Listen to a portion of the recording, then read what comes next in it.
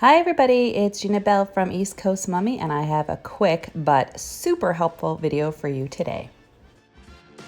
I recently painted all the lower cabinets in my kitchen, and as part of the process I had to empty the cupboard. So before I put everything back in, I decided to get it all organized.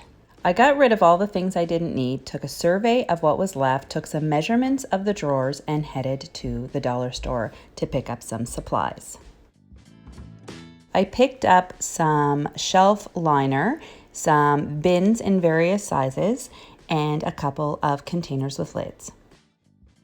I lined each drawer with non-stick shelf liner, and then I arranged bins in the drawer to make maximum use of the space. Once the drawers were ready, I started putting all the items back in the drawers. In the top drawer, I put my most frequently used items and utensils. In the back of the drawer, I have things I use less often, and in the front of the drawer are the things that I use most frequently.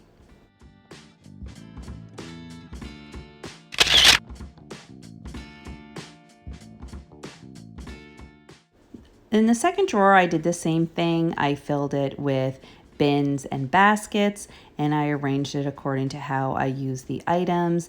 In the back, I have things like napkins, and in the front are my dish towels. The empty bin is for my dish towels that are currently in the wash.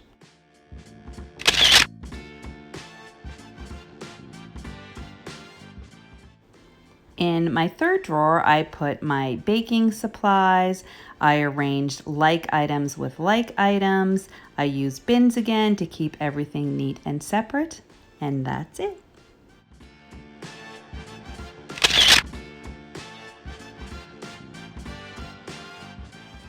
The bottom drawer was the easiest. It's just all my cookbooks, no bins needed, easy peasy.